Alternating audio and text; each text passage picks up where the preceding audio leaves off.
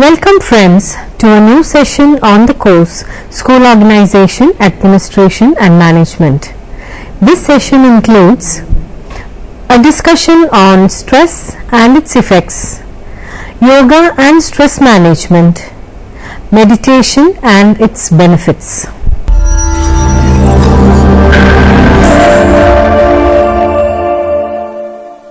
What is stress? Stress is your body's way of responding to any kind of demand or threat. When you feel threatened, your nervous system responds by realizing a flood of stress hormones including adrenaline and cortisol, which rouse the body for emergency action. Your heart pounds faster, muscles tighten, blood pressure rises, breath quickens, and your senses become sharper. These physical changes increase your strength and stamina, speed your reaction time, enhance your focus. This is known as the fight or flight or mobilization stress response and is your body's way of protecting you. When stress is within your comfort zone, it can help you to stay focused, energetic and alert. In emergency situations, stress can save your life, giving you extra strength to defend yourself. Stress also helps you to rise to meet challenges. We shall now see some of the effects of chronic stress. 1. Musculoskeletal. When the body is stressed, muscles tense up. Muscle tension is almost a reflex reaction to stress, the body's way of guarding against injury and pain. With sudden onset stress, the muscles tense up all at once and then release their tension when the stress passes. Chronic stress causes the muscles in the body to be in a more or less constant state of guardedness. When muscles are taut and tense for long periods of time, this may trigger other reactions of the body and even promote stress-related disorders. For example, both tension-type headache and migraine headaches are associated with chronic muscle tension in the area of the shoulders, neck and head. Second is the respiratory system. Stress can make you breathe harder. That's not a problem for most people, but for those with asthma or a lung disease such as emphysema, getting the oxygen you need to breathe easier can be difficult. And some studies show that an acute stress such as the death of a loved one can actually trigger asthma attacks, in which the airway between the nose and the lungs constricts. In addition, stress can cause the rapid breathing or hyperventilation that can bring on a panic attack in someone prone to panic attacks. The third is cardiovascular system. The heart and blood vessels comprise the two elements of the cardiovascular system that work together in providing nourishment and oxygen to the organs of the body. The activity of these two elements is also coordinated in the body's response to stress. Acute stress, stress that is momentary or short term, such as meeting deadlines, being stuck in traffic, or suddenly slamming on the brakes to avoid an accident, causes an increase in heart rate and stronger contractions of the heart muscle, with the stress hormones adrenaline, noradrenaline and cortisol acting as messengers for these effects. In addition, the blood vessels that direct blood to the large muscles and the heart dilate, therefore increasing the amount of blood pumped to these parts of the body and elevating blood pressure. The fourth is the endocrine gland. When the body is stressed, the hypothalamus signals the autonomic nervous system and the pituitary gland, and the process is started to produce epinephrine and cortisol, sometimes called the stress hormones. Fifth is the adrenal glands near kidneys.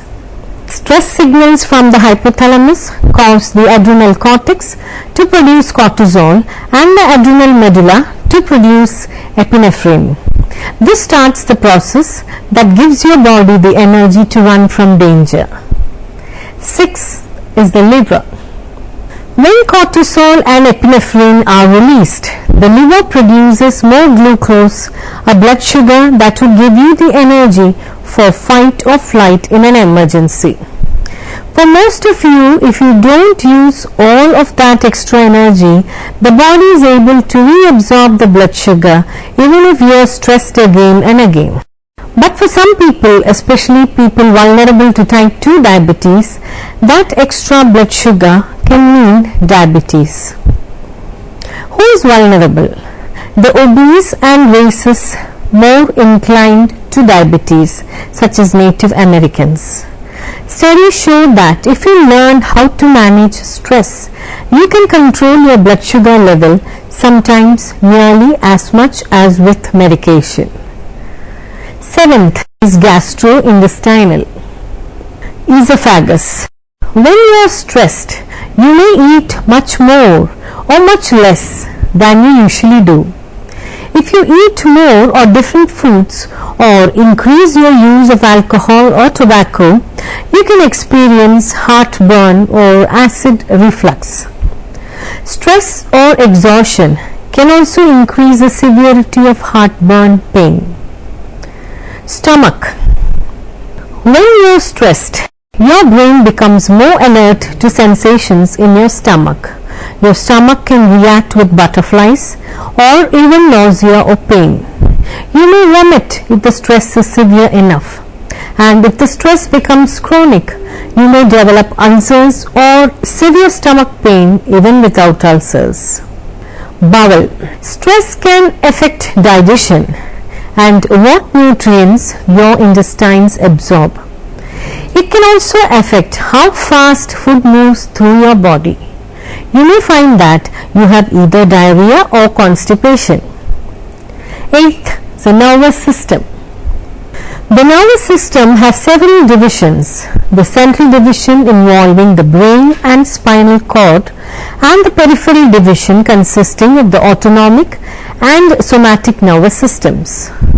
The autonomic nervous system, or ANS, has a direct role in physical response to stress and is divided into the sympathetic nervous system, or SNS, and the parasympathetic nervous system, the PNS.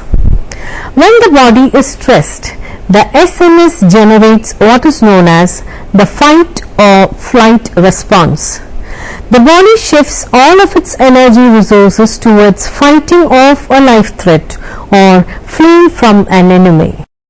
The SNS signals the adrenal glands to release hormones called adrenaline and cortisol. These hormones causes the heart to beat faster, respiration rate to increase, blood vessels in the arms and legs to dilate, digestive process to change, and glucose levels or sugar energy in the bloodstream to increase to deal with the emergency. The SNS response is fairly sudden in order to prepare the body to respond to an emergency situation or acute stress, short-term stressors. Once the crisis is over, the body usually returns to the pre-emergency unstressed state. 9th, the male reproductive system. The male reproductive system is influenced by the nervous system.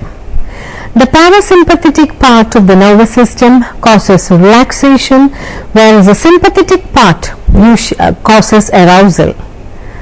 In the male anatomy, the autonomic nervous system, also known as the fight or flight response, produces testosterone and activates the sympathetic nervous system, which creates arousal. Stress causes the body to release the hormone cortisol, which is produced by the adrenal glands. Cortisol is important to blood pressure regulation and the normal functioning of several body systems, including cardiovascular, circulatory, and male reproduction. Excess amounts of cortisol can affect the normal biochemical functioning of the male reproductive system. 10th, Female reproductive system. Menstruation. Stress may affect menstruation among adolescent girls and women in several ways. For example, high levels of stress may be associated with absent or irregular menstrual cycles, more painful periods, and changes in the length of cycles. Premenstrual syndrome or PMS. Stress may make premenstrual symptoms worse or more difficult to cope with, and premenstrual symptoms may be stressful for many women. These symptoms include cramping, fluid retention and bloating, negative mood or feeling irritable and blue, and mood swings. Menopause. As menopause approaches, hormone levels fluctuate rapidly. These changes are associated with anxiety, mood swings, and feelings of distress. Thus, menopause can be a stressor in and of itself. Some of the physical changes associated with menopause, especially hot flashes, can be difficult to cope with. Furthermore, emotional distress may cause the physical symptoms to be worse. For example, women who are more anxious may experience an increased number of hot flashes and or more severe or intense hot flashes. Sexual desire. Women juggle personal, family, professional, financial, and a broad range of other demands across their lifespan. Stress, distraction, fatigue, etc. may reduce sexual desire, especially when women are simultaneously caring for young children or other ill family members, coping with chronic medical problems, feeling depressed, experiencing relationship difficulties or abuse, dealing with work problems, etc. 11th, the cognitive symptoms. Memory problems, inability to concentrate, poor judgment, seeing only the negative, anxious or rising thoughts, constant worrying, etc. affects the individual under stress. 12th is emotional symptoms. Depression or general unhappiness, anxiety and agitation, moodiness, irritability or anger, feeling overwhelmed, loneliness and isolation, and other mental or emotional health problems. 13 is the physical symptoms. Aches and pains, diarrhea or constipation, nausea, dizziness, chest pain, rapid heart rate, loss of sex drive, frequent colds and flu. Behavioral symptoms. Eating more or less, sleeping too much or too little, withdrawing from others, procrastination or neglecting responsibilities, using alcohol or cigarette or drug to relax, nervous habits, nail biting. Yoga and stress management. In today's era of globalization, where there is a lot of competition, innovation and change, executives in all organizations cannot avoid tension, stress and anxiety in their day-to-day work. Only hard-working, disciplined, punctual and mentally alert executives can survive the work pressures and strike a balance between work life and personal life. They are exposed to stress and tension for long periods, which may manifest in the form of many ailments like hypertension, high or low blood pressure, insomnia, depression, backaches, migraine, spondylitis, etc. This in turn results in overall decrease in the executive's efficiency and productivity. Consequently, there is a deterioration of human capital in the organization. Yoga is the answer for healing stress among working men and women. This all-in-one formula acts as a soothing agent for the burned-out Indian corporate and is fast growing on the popularity charts. It serves as a reviver of body, mind and soul. The techniques of yoga comprise of physical postures or asanas, breath expansion and enhancement or pranayama, relaxation and meditation techniques or dhyan, coupled with philosophy of simple and natural lifestyle management. It enhances energy of the person and develops a positive attitude. It has been attested by many as a complete all-in-one holistic formula for stress management. Some of the benefits through yoga for stress management include: 1. Unification of body, mind and spirit. Our mind will be united through a combination of strengthening exercises, deep breathing and relaxation techniques. 2. Better sleep. As with any form of exercise, you will be able to sleep better by practicing yoga. This will allow you to wake up with both your body and your mind feeling more refreshed.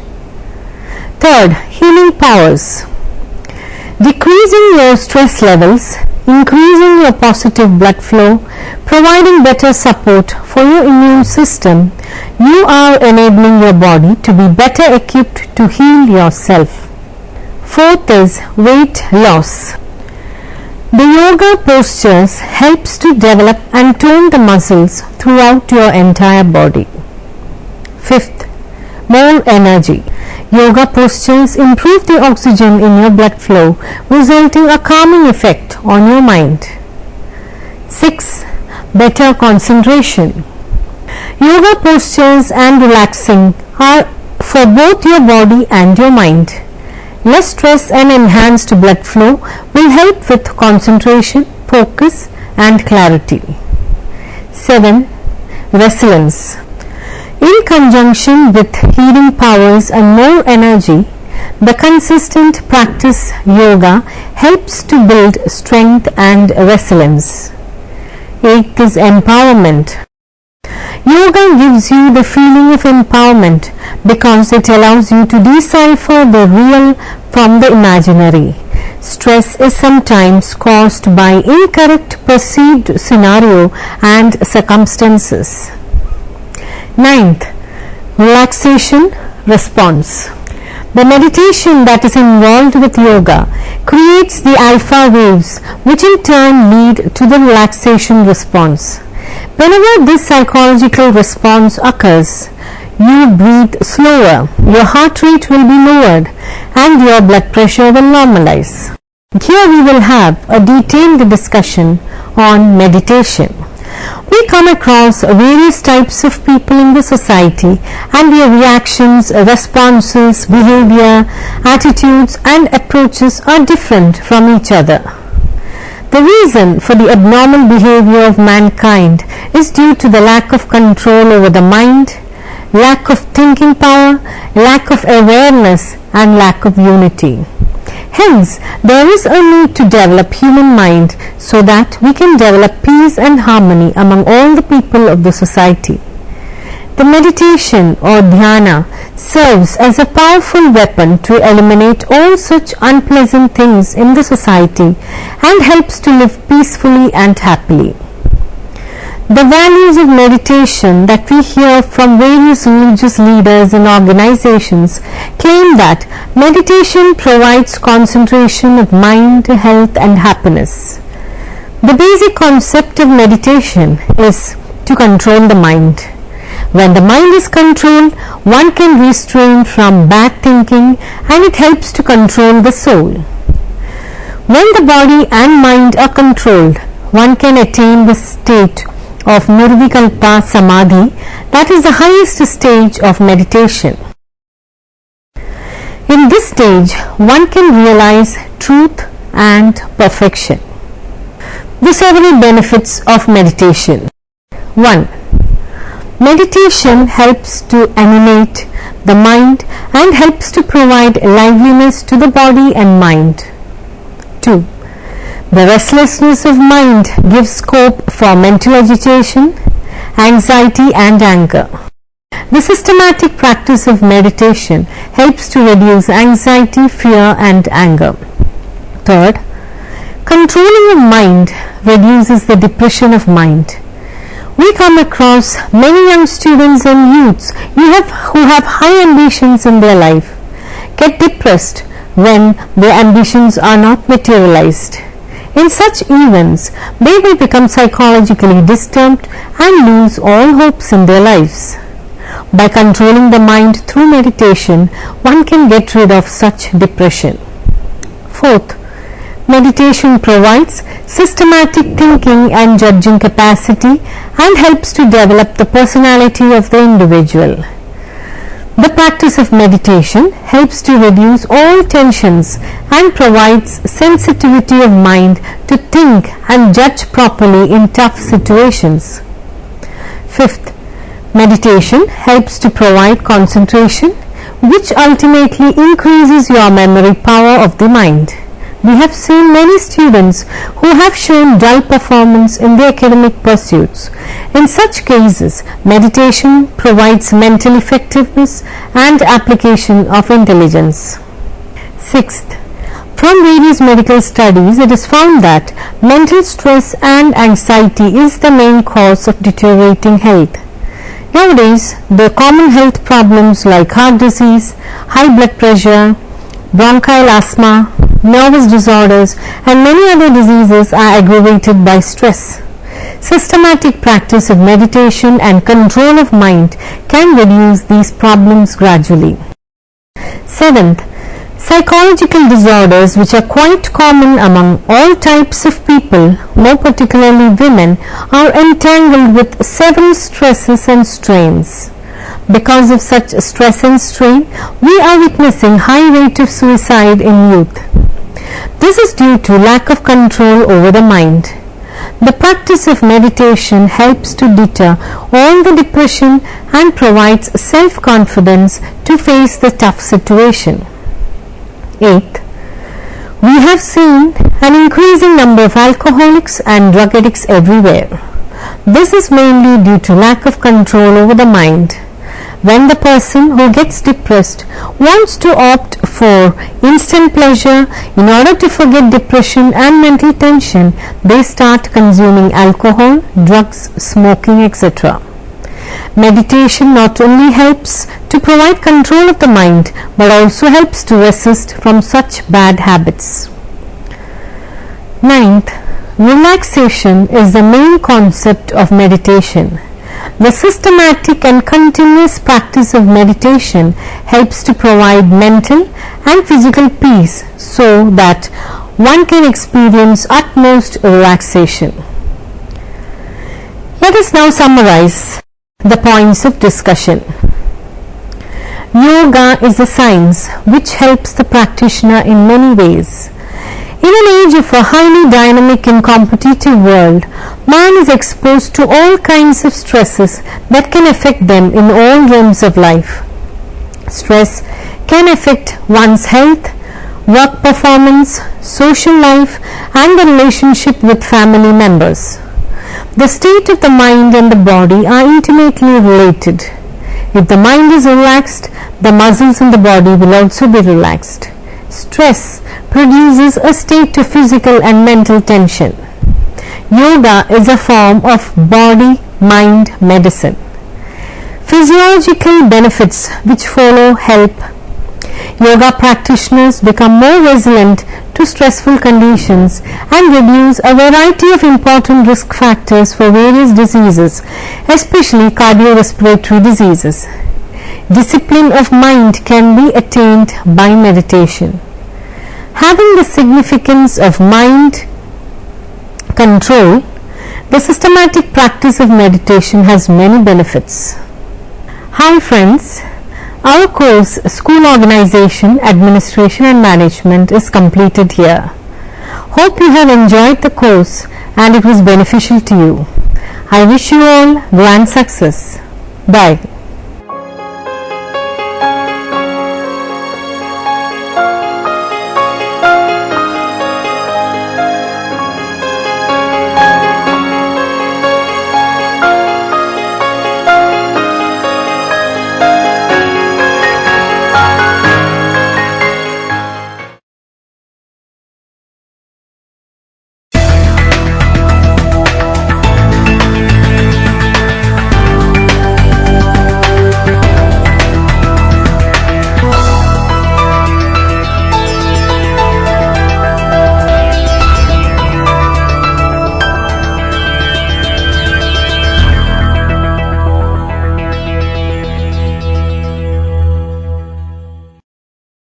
welcome to this session.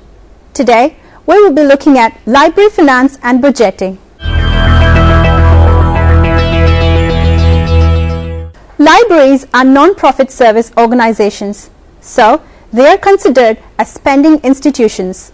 Once a library has been established, sufficient funds are required to function libraries smoothly. As per the fifth law of library science, libraries are growing institutions and more funds are needed for the developments. In short, finance is essential for running a library.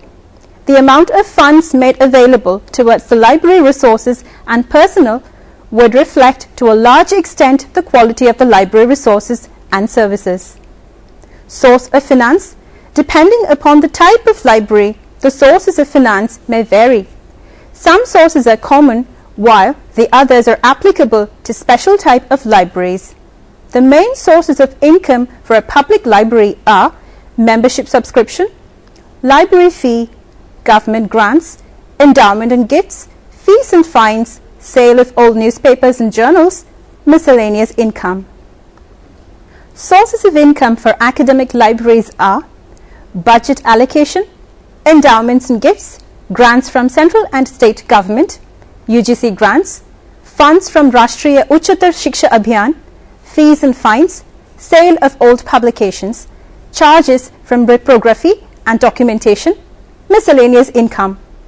Sources of income for special libraries are budget allocation from parent body, government grants, funds allotted for projects, funds from international agencies, sale of old publications, fee from information products and services, miscellaneous income. Library expenses. The following are the normal expenses of libraries: salary, building and furniture, lighting, books and other reading resources, periodicals and journals, e-resources and databases, computer, internet and such other items, rent and insurance, transport and postage, stationery items, miscellaneous. Financial estimation. Success of any institution depends upon an adequate and regular flow of finances. Some important bases for financial estimation for libraries are user population and its composition, material to be acquired, media, nature and type of information source, services to be provided, hardware and software requirement, established national and international standards for quality in services, increase in prices of reading materials and inflation. Methods of financial estimation. The following are the three methods of finding out the amount of finance required for providing satisfactory library services. Per capita method. In per capita method, a minimum amount per head of population is fixed, keeping in view the requirement for standard library services. The per capita estimate can be based either on the number of literate persons or adults. There are two opinions in this regard. One is that it can be estimated only for literate people because only they use the library. The other opinion is that it has to consider each member of the population. Proportional method. In this method, a fixed proportion of the total budget of an organization is to be considered as the amount required for running library. In India, various standards have been suggested for public library finance. Dr. S.R. Ranganathan suggested that either 10% of the total budget or 6% of the educational budget of government. The working group on libraries suggested that the provision for public libraries should be such that the annual expenditure thereon is no case less than 1.5% of the total annual expenditure on education. According to Kothari Commission, 6.5% of educational budget as a reasonable expenditure on libraries. Method of details. According to this method of financial estimation, all items of expenditure are accounted while preparing finance of library. This will include salaries, wages, books, periodicals, e-resources, binding, telephone, stationery, etc. Library budget. A budget is an estimation of probable income and expenditure of an institution or an organization for next year. So library budget is estimated income and expenditure of a library for the next year. Generally, budget is prepared for 1 year. Sometimes it may be prepared for 2 years and 5 years. The possible means of income of library are subscription from the members, endowments, library cess, interest on deposit, government grants, fines and fee from various services. The possible expenditure of libraries are salary of staff, building cost or rent, reading resources such as books, periodicals, etc., building, transport, postage, equipments and machinery, stationery, lighting and miscellaneous expenses. Importance of library budget. Library budget has the following importance. It is the reflection of financial situation, that is, income and expenditure of a library. It serves as a plan for efficient and effective coordination of resources and expenditure during a particular period of time. It gives details regarding the services that are planned to start in the future. It serves as a basic financial control mechanism. It serves as a management tool. It reflects the goals and objectives of the library. Factors to be considered in budget making. Type of library, academic, public or special. Size of the organization, whether the library budget is independent or part of the general budget of parent organization.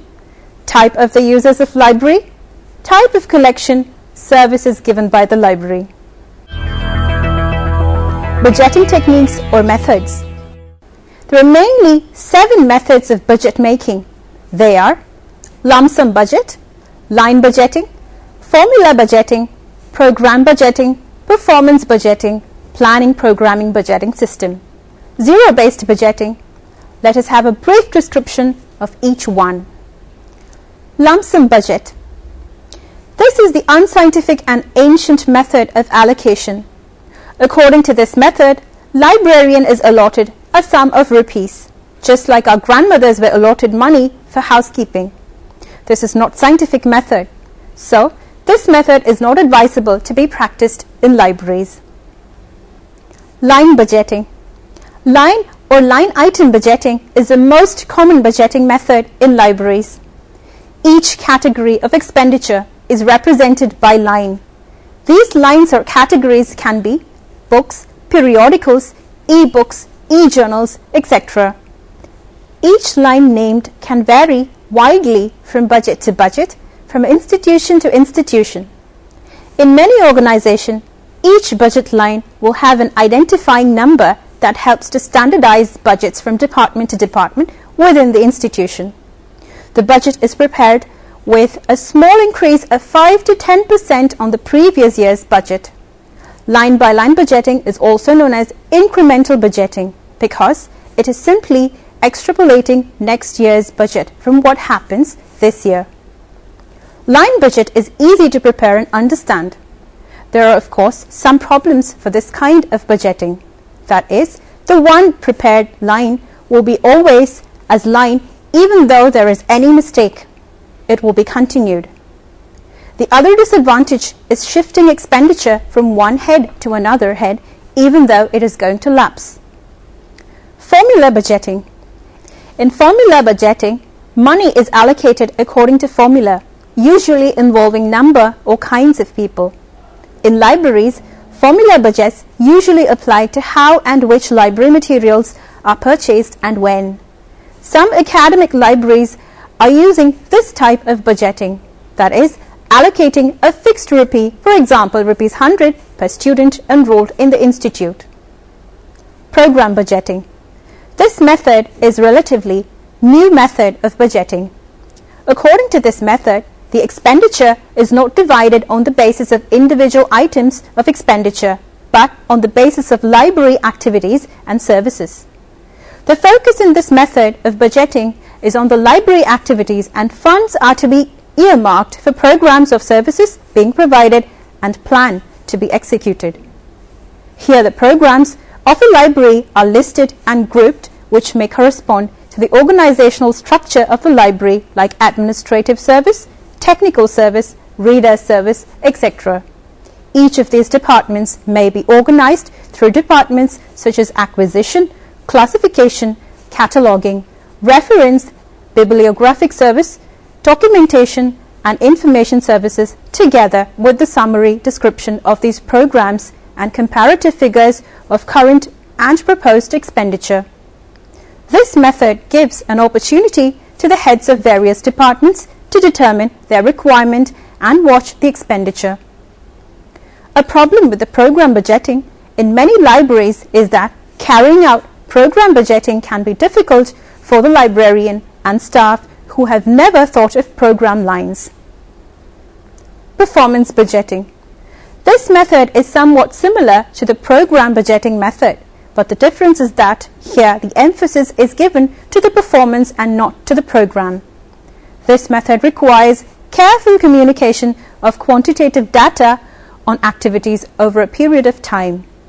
Management techniques such as cost-benefit analysis are used to measure the performance and establish norms. For example, information about the number of books acquired, classified and catalogued, actual man-hours for doing the entire work, etc. are collected to determine manpower and materials to perform the task. This method measures only quantity and not quality, which is rather difficult to measure in terms of money cost. So, the budget allocation for a service organization like library will be difficult. Planning Programming Budgeting System, PPBS. This method of budgeting was first proposed by U.S. Department of Defense in 1961. Two key elements of PPBS are budgeting and system analysis.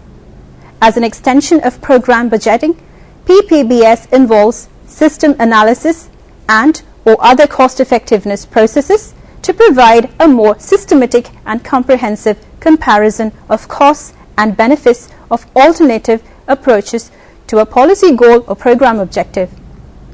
The important steps in PPBS are identifying the objectives of library, presenting the alternative ways to achieve those objectives, identifying the activities that are necessary to each program, evaluating the result so that corrective actions can be taken. This method combines the best of both program budgeting and performance budgeting. The focus in this method is on planning. It begins with the establishment of goals and objectives and ends with the formulation of programs or services. The controlling aspect of measurement, which is central to performance budgeting, is also an aspect of PPBS. This method combines the functions of planning activities, programs and services, translating them into tangible projects, and finally presents the requirements in budgetary terms. Zero-based budgeting, ZBB. Zero-based budgeting was developed by Peter Fire during the early 1970s. This method requires a thorough knowledge of the organization and a lot of time, effort and training.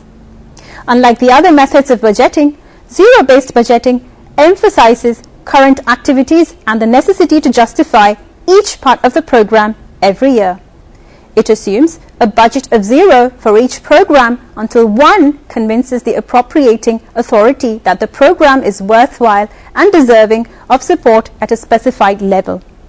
It does not allow for incremental growth in budget. ZBB is an operating planning and budgeting process which requires each manager to justify his entire budget request in detail.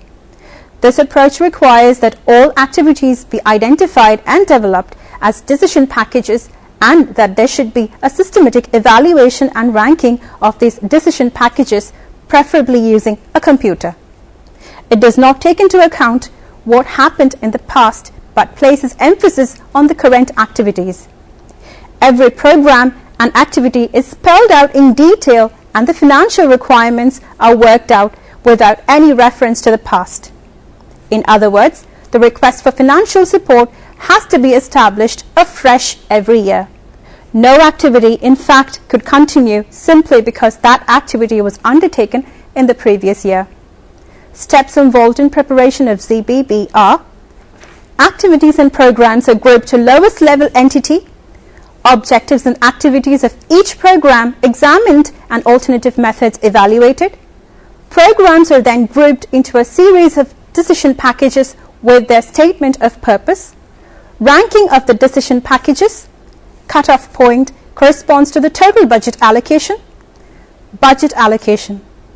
According to Ranganathan, the annual recurring expenditure of a university library should be as follows.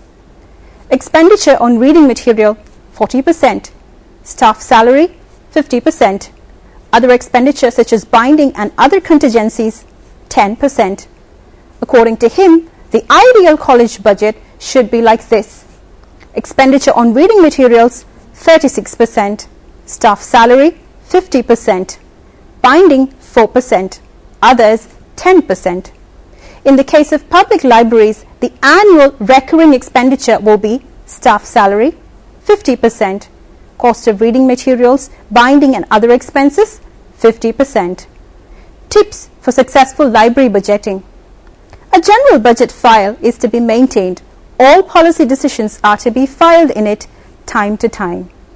There should be a budget file in each section in order to note down their financial requirements which are to be incorporated in budget. All department report should be incorporated in a general budget form. The account assistant should carefully do the accumulating work so that the exact idea will get about the total amount needed. Proper calculation is to be done about the income source. The net amount required should be struck down by bringing out the differences. The budget estimates should be framed carefully. Ways and means should be suggested for procuring additional income to meet the deficit. Hence, let us conclude by saying that almost all libraries follow the conventional historical method of budgeting. Each method of budgeting has its own merits and demerits. Budgeting is tedious, time-consuming and important process. Keen attention is to be given to this process. As part of the budgeting material for process, an evaluation of the last year's budget is to be done and unimportant and unwanted allocation can be removed and new allocations are to be made foreseeing the new trends and development of the library. Here are a few assignments for you to work out.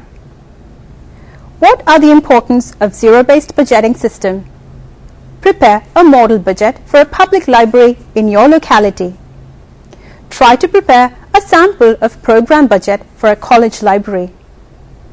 Now, here are a few books for you to refer.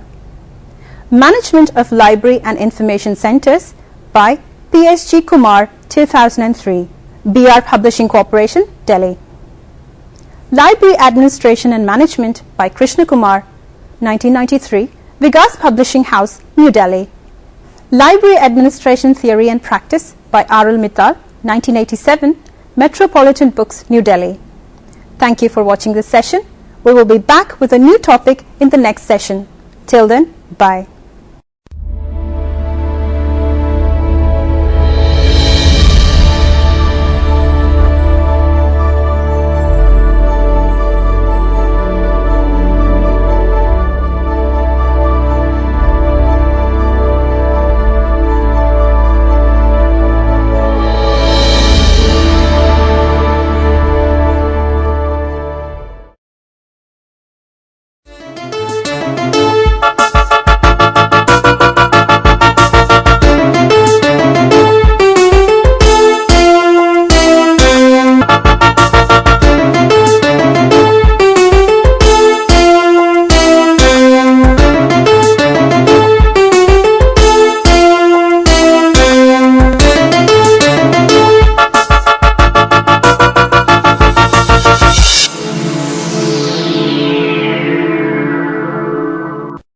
Welcome to Interface.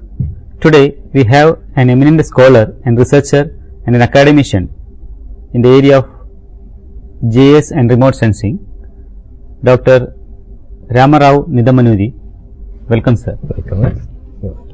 So he is from Indian Institute of Space Science and Technology, Trivandrum, and he did his M.Tech in remote sensing and PhD from IIT Roorkee, again in remote sensing, and he got different postdoctoral degrees from Australia and Germany in the area of remote sensing and GIS.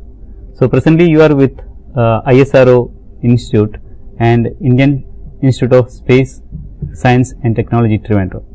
Sir, so what is the evolution of remote sensing in India and in a global scenario, and what is the present status of remote sensing technology in India? As far as this Indian starting with remote sensing is concerned, India started launching first satellite in remote sensing in 1988 with IRS-1A as the first satellite, Okay. with a sensor called LIS-1, where the resolution is about 72.5 meter with 4 spectral bands with 7 bit radiometer accuracy. Okay. And that was the first satellite, in fact, launched from India's own spaceport in Sriharikota with our own PSLV launch vehicle. Okay. And that time it was, in fact, one of the contemporary resolutions in those days were having multispectral data about 72 meters with a repeat cycle of about 24 days. Then within few years, then it was followed up by IRS-1B, where the resolutions and other sensor parameters were improved upon, and the resolution became in fact 32 meters instead of 71, and same sensor configuration continued. And then by 1995, the resolution is actually much better. Okay. While the power of sensors improved dramatically, at the same time, globally there was some good achievement, particularly from French satellite, where they produced about 10 meters of panchromatic, what we call is black and white picture. In the remote terminology we call panchromatic sensor. Okay. They actually could launch one spot with a 10 meters resolution. Okay. That time we came up with the IRS-1C. In fact, ISRO made this satellite with containing the same LIS-2 become LIS-3. There the resolution actually was much better compared to 32 meter. It again come down to about 23 meter.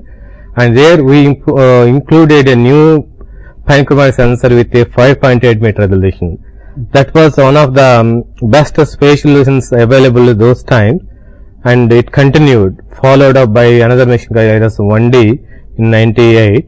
And since then there have been several space launches, both remote sensing, improving upon the existing resolution and catering into a new domain of applications such as ocean applications, atmosphere, and also weather. So in addition to high resolution land based remote sensor, which are like panchromatic and LIS-3 based imaging, a new series of sensor called ocean color monitor was also included, where it could have very high resolution data, particularly monitoring the color of ocean chlorophyll productivity.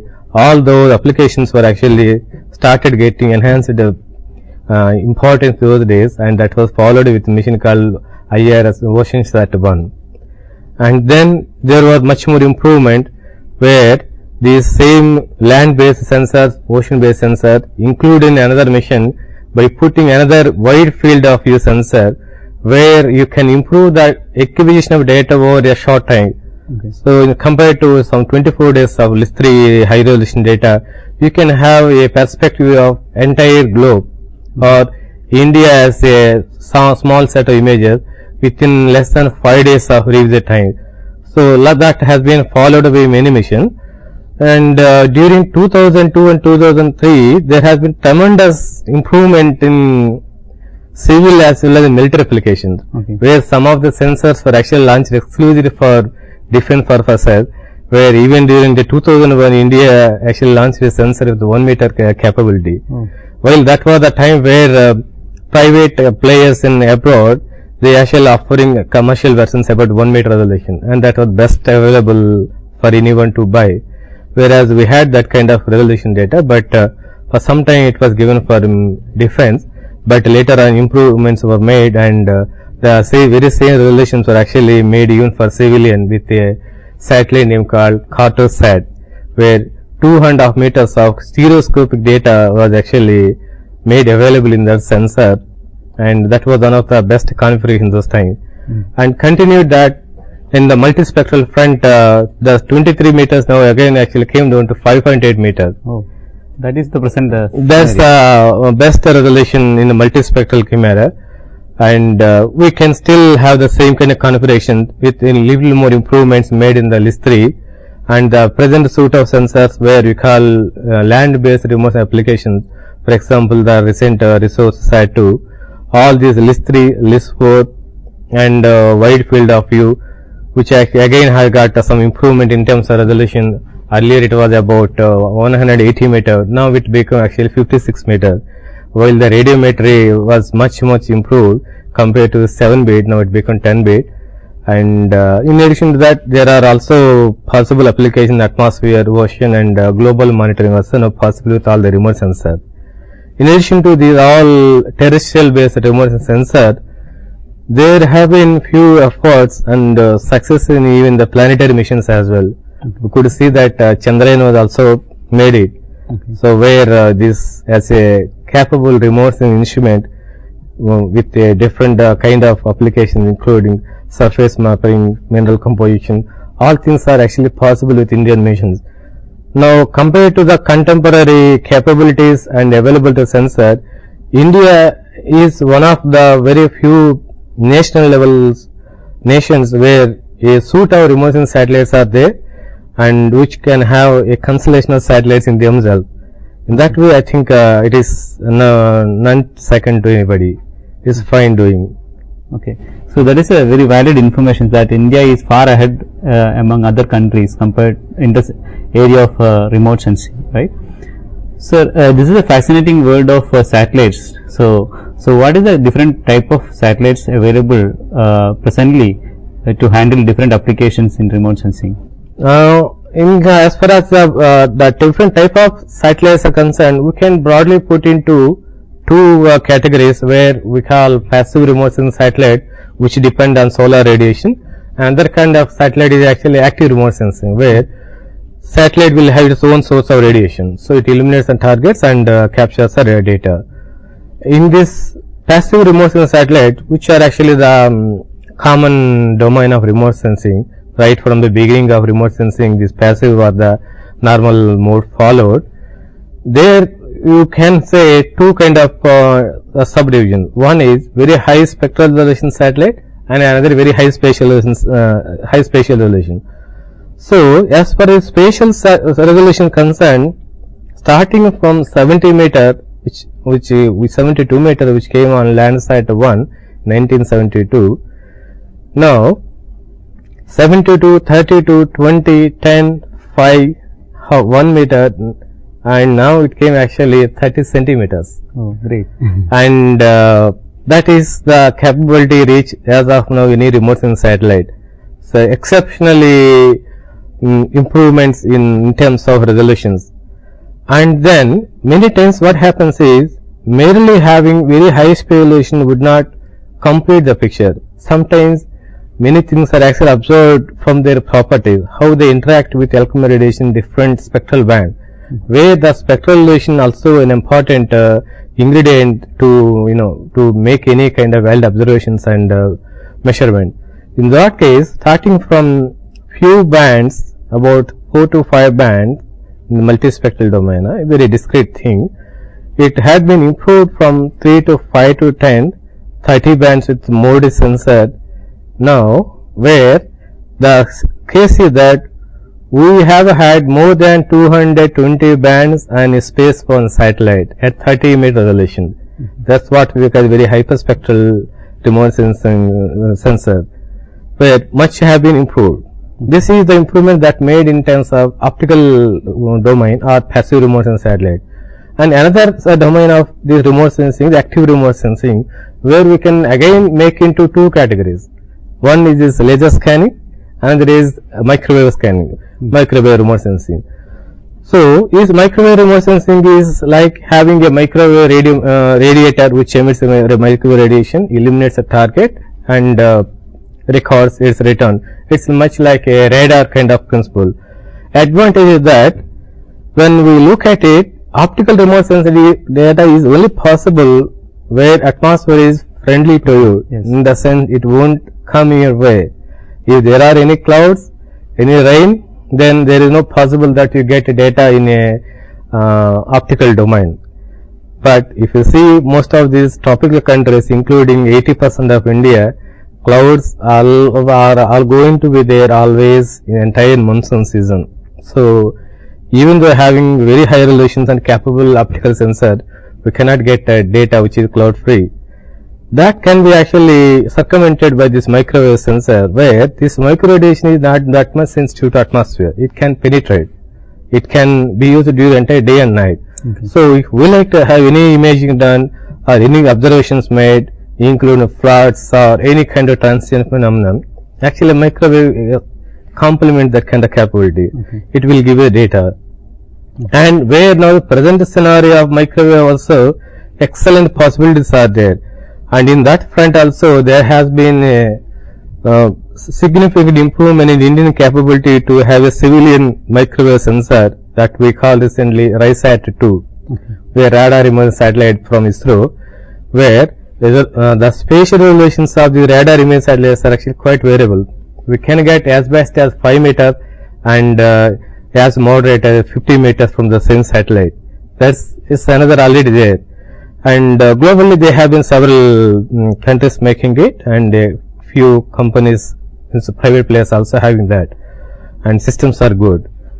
And another category is what we call is LiDAR remote sensing, or in general we call them laser scanning, where the same principle used for radar remote sensing here used. The only difference is that instead of microwave radiation here is going to be a laser.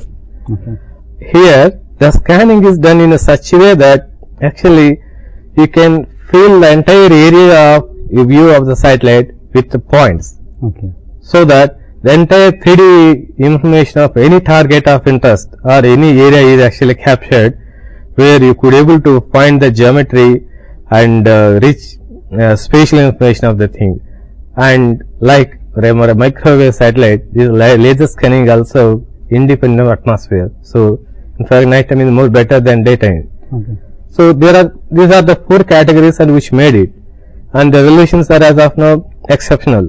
Microwave about 2 meters is possible, and laser scanning 60 points per meter square is now going on. So it's very interesting. You talked about the spatial resolution and the spectral resolution, and you are talking about the very high resolution images, right? So my interest is, so how can I get the data for a research or academic purposes? So which agency is providing this high resolution images, remote sensed images for a academic institution? For an academic perspective, where research, for example, doctoral research or master's undergraduate research is concerned, or even an individual faculty research, where a key formal project is not anything. Actually, there are several places where different types of data, all kinds of data, microwave, laser scanning, optical, in fact in thermal, all kinds of satellite images are there, which actually we can download for free. And for just to give you an example, if we look at our Indian satellite data ranging from list 3, list 4, even wide field of a sensor, where you can get data at 56 meters, 23 meters, even 5.8 meters, we can actually download the data for few days for any region in India, including high resolution digital elevation model that was prepared actually from Cartosat data from a web-based 3D portal called Bhuvan. That Bhuvan is now being hosted by Emmrc Hyderabad, where actually we can register ourselves and we can download for free about India. On the other hand, as of now we have no provision for other kind of data such as laser scanning, but there are several online resources, for example usgs.gov.in, where we can actually download satellite data of most of the foreign agencies, including laser scanning data. And those data sets many times also come with very high resolution ground truth data. So if research is there and the study is not based entirely on a specific site in India or elsewhere, then there is no limitation as such. You can have the data set downloaded and you can analyze and you can validate them with the available ground truth image that they provide. So that's there. Okay. So could you please explain the image processing techniques that we normally apply in the remote sensed images? How we can process the images for a particular application? Suppose we want to identify the water bodies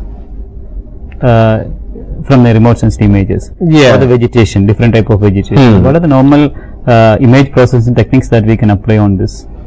In general, there are two ways that we can actually process any kind of remote sensing or satellite images for this kind of application, that including not only vegetation, water, but any kind of surface based land surface based features and covers mapping and monitoring.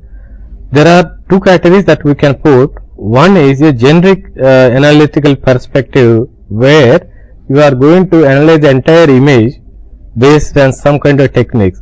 So irrespective of your own interest of only one kind of land cover, you can actually identify and map all the available land covers in an image.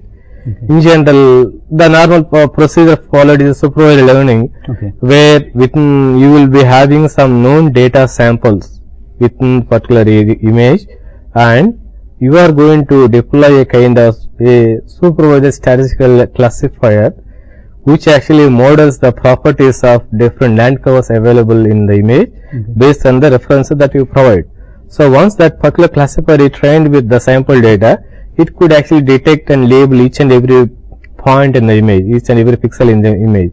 So at the end of it, you are going to get your entire area as a classified. So within that, you can have a further filtering of whatever land cover that you like to have. That's one generic process. But as I mentioned, there are some cases where resolution of your satellite plays an important role on what kind of method you are going to make it. And then if you are looking for a specific case of, say, water bodies monitoring, then there is a little different approach we follow. For example, every material has a different interaction mechanism with electromagnetic radiation. Take the case of this water body. Pure water, if it is pure, it has a tendency of absorbing all the near infrared radiation, and it reflects to a certain extent in the visible radiation. So its nature is that you will have got reflectance received in the visible, for example in blue or green wavelength, and near infrared radiations, for example about 1.1 micrometer, it would not retain any reflectance at all. So if you take a ratio of these two bands, so one in blue, another is near infrared. So ideally, if near infrared very less and blue is very high, you will get this ratio as a big number. So you will have got a number that indicates the presence and the quality of water. So on the other hand, if the water is, say, not pure, turbid, infested with trees or some kind of any other impurity, then the near infrared radiation actually increases its reflectance. In that case, this near infrared will have written signal, so your ratio of blue to near infrared will be less. So based on that kind of index, what we call a spectral index, you can have a quantitative way of mapping a water pixel in any area. And this can be fairly automated as well.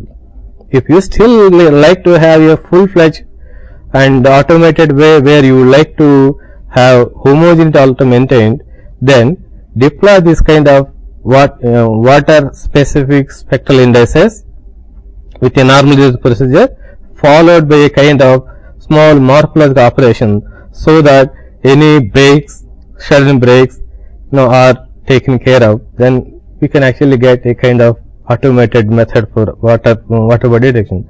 Similarly, vegetation is a detection also like that, where vegetation characteristic feature is low reflectance in red because this chlorophyll absorbed, and a very strong reflection in near infrared. So at about 750 or 790 nanometer, vegetation reflects more than 60%, whereas at the red band between 650 and 680, its reflectance would be only order of 5 to 7% in healthy vegetation. So if you take a ratio of these two, you would get quite big number. So near infrared divided by red. So that indicates the presence of vegetation. So if you take this ratio, apply this band combination and compute it, wherever vegetation is there, it is going to be a positive number and bigger number.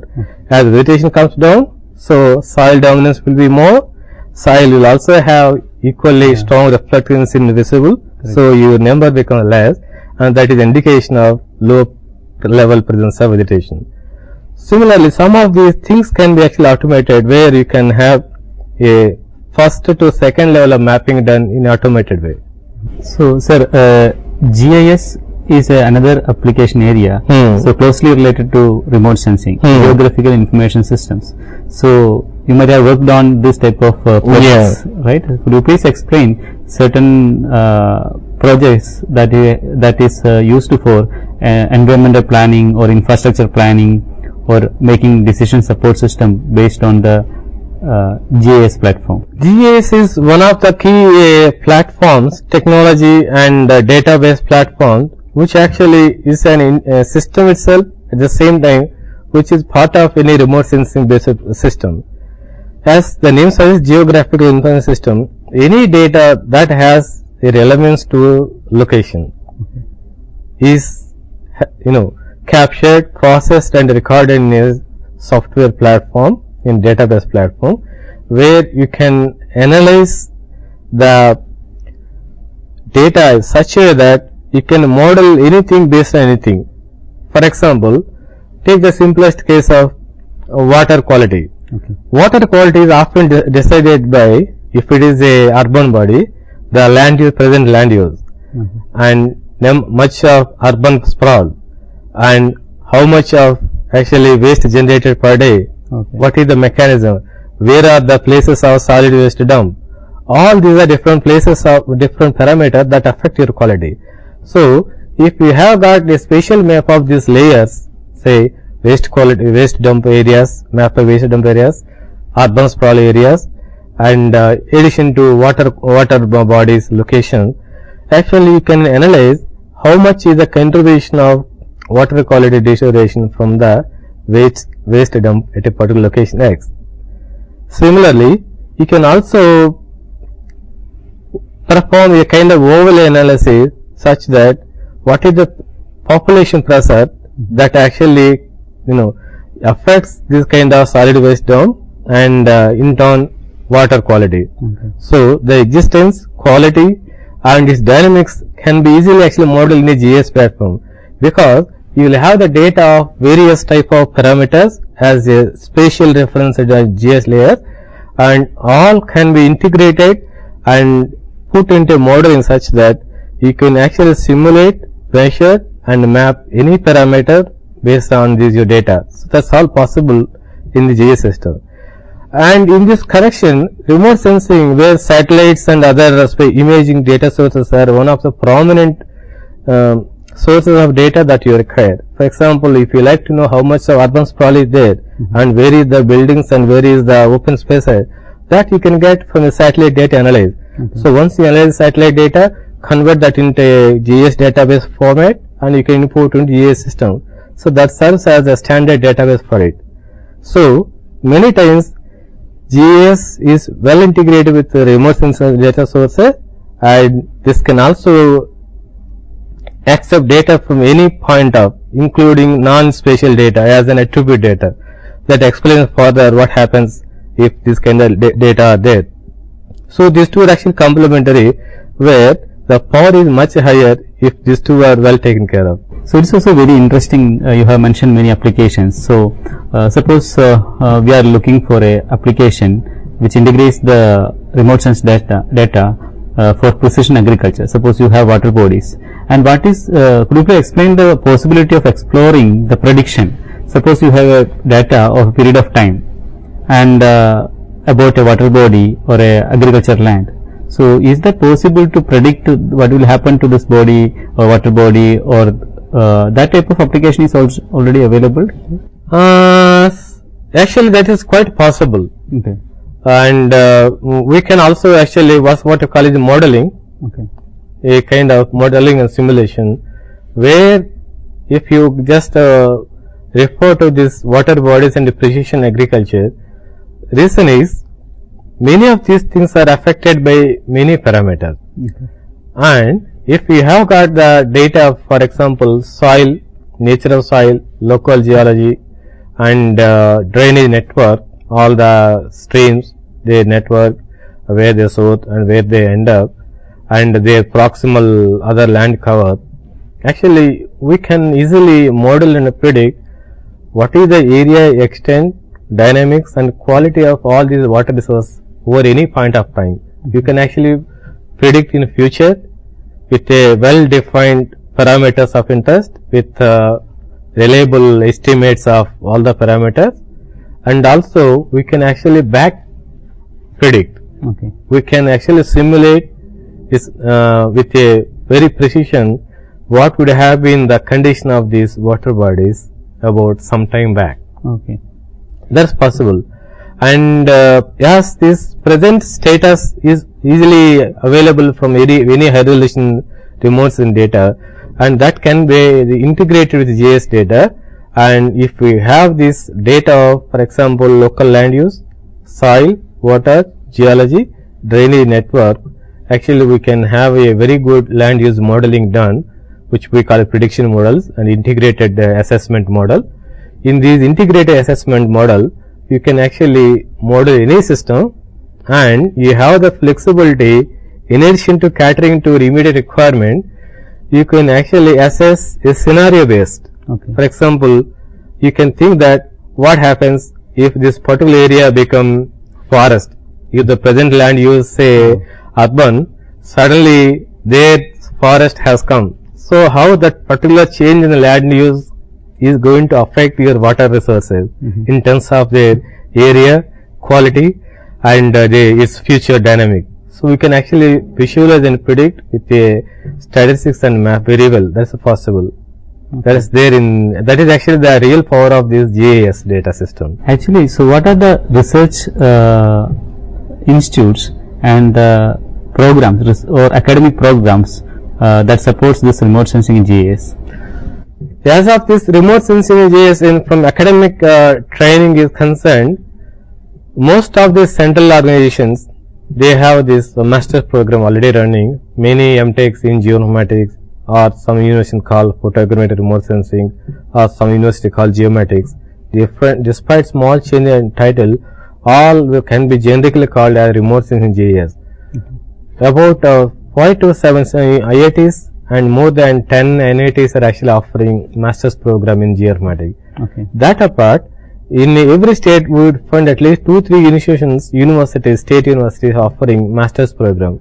Some of those divisions could be in the environmental, some in the civil engineering department and some in geography department, but it has established itself as a full-fledged academic field of study, and where masters and doctoral programs are very well integrated and well defined. So there are several institutions, including few private institutions such as SRM, Symbiosis institution, which offer masters and PhD programs in remote sensing GIS. So this well established field of study now. So this is a interdisciplinary research area. Yeah. So what is the basic requirement to enter in the field of remote sensing in GIS? Basic field, yes, as you rightly mentioned, it is interdisciplinary. Anyone after +2, in fact, can think of spatially. Okay. Anyone who can think any time a spatial visualization. Okay. What happens if it is a space? What happens if this is a land? That will be a starting ground. So that said, though as of now at undergraduate level, particularly in the traditional domains such as BA, BSc, it has not been part of the curriculum, but at the professional levels where BTech civil engineering, it has already been a part of the curriculum. So at the undergraduate level itself, it already become part of it. And all the universities or institutions which offer BTech civil engineering, they have got these 2 papers, at least minimum 2 papers of GIS, remote sensing and 1 satellite image analysis courses already become part of it. So right from undergraduate is already started, and that's the best time also to start with. And as it's a cross-disciplinary, one can become a specialist in one area of interest, for example in geology, environmental science or geology or geography or any kind of forestry, agriculture. At the same time, becoming familiar with, studying it, and having a working level knowledge of remote sensing GIS is actually very crucial. And nowadays, a systematic study of this, any of this scientific and engineering field is not possible without having resorting to use or try to use of these remote sensing GIS tools and data sources. So that's already well integrated. One cannot escape out of this. Such an important tool it becomes. Yes. As this has become a promising technology, so we have many real life applications are in the present scenario. We have navigation applications, we have mobile applications, so we have many open source tools available. So what will be the future of this GIS in India? The future of GIS is started from a modest beginning for a research tool, and then slightly at a lower level of national level broad mapping of natural resources and a case study. Now, thanks to the technologies, mobile computing and imaging capabilities, this remote sensing GIS become an important that it is actually replacing some of the traditional fields of working. For example, until now we have got all the revenue records in terms of the simple cadastral maps, which are of some 100 years old or even old, where finding a proper identification or extent of a land is really impossible many times. Now, several state governments actually started making all these land record a GIS compatible record, and if you see that every field with its cadastral boundaries, its location based on GPS coordinate, and true owner of that particular plot is going to be mapped with the GIS technology. And advantage that all these technologies are actually linked with mobile technologies. So the situation now that on our smart phone we can actually see where our field is, if anybody owns some kind of piece of land, and what are its boundaries, and he can actually perform some kind of measurements as well. Correct. So it already become part of practical tool, and that is about one land thing, revenue. For example, if you see a business, it has been already we have been using. So every business enterprise like to see location, movement of resources, and movement of the people as function of location and time. So as GIS will able to give you location of any coordinate and any object, it lets you see where actually something is nearer to you, and where it is what, how much time it takes to move one place to other.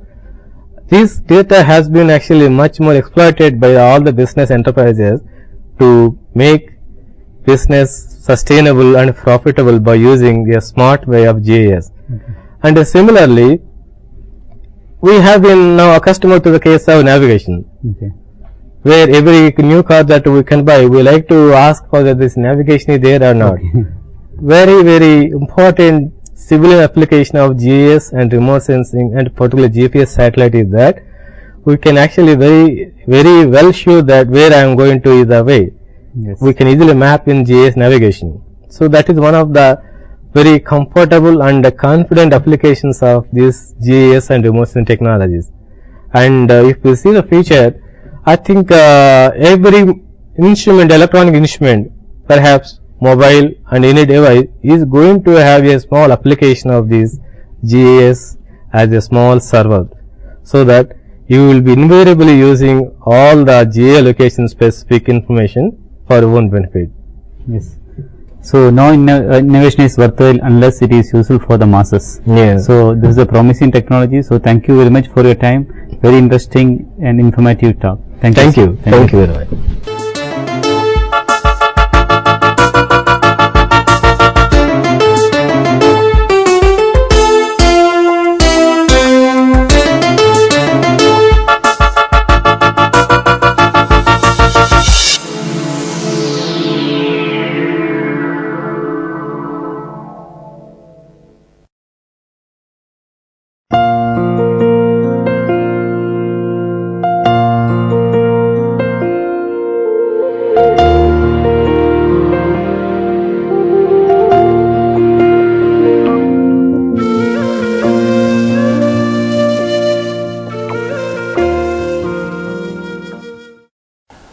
Hello.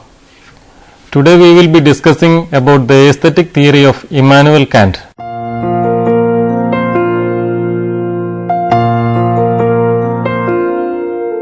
We experience various phenomena in nature.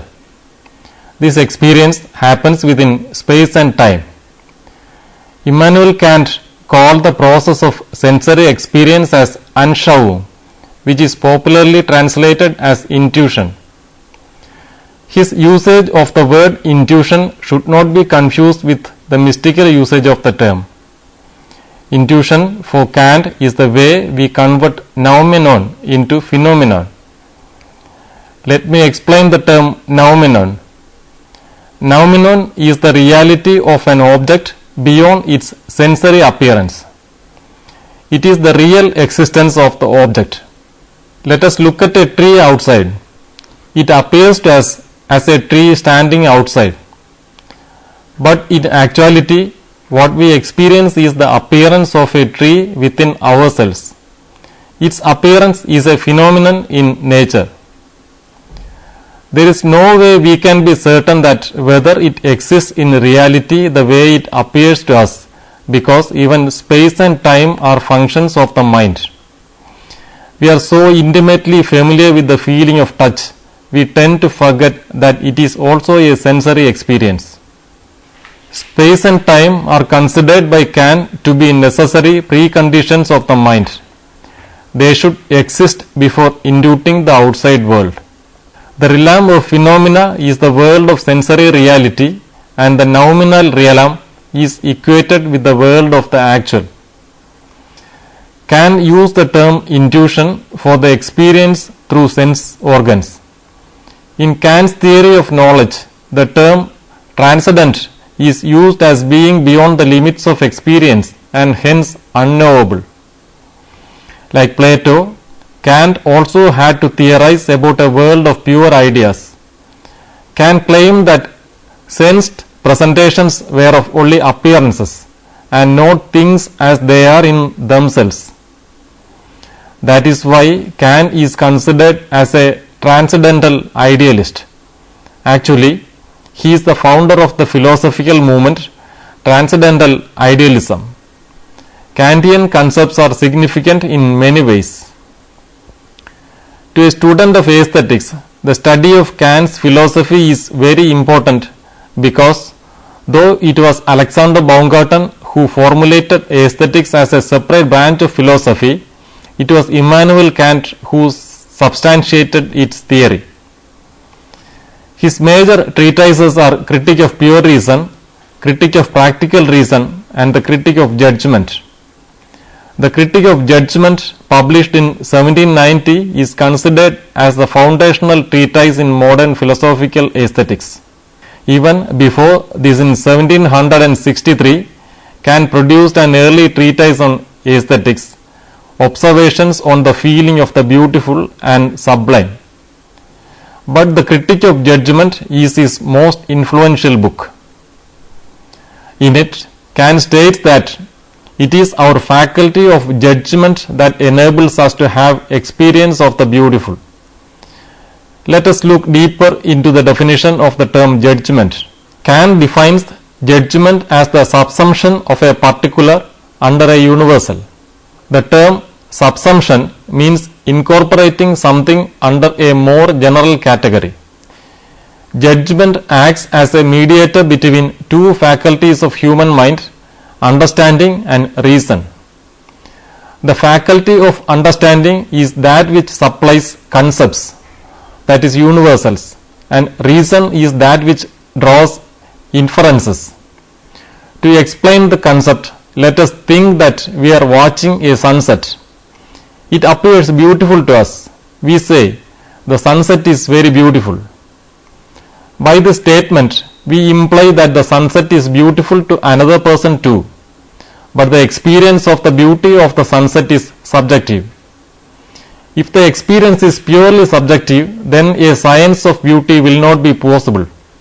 Then we can't form any general principles of the beautiful. The experience of the beautiful cannot be purely objective too. Then every beautiful object will appear beautiful to everybody. this is not the case in reality. To overcome this dilemma, Kant proposed a kind of interpersonal existence of the sense of judgment. The first part of the critique of judgment is critique of aesthetic judgment.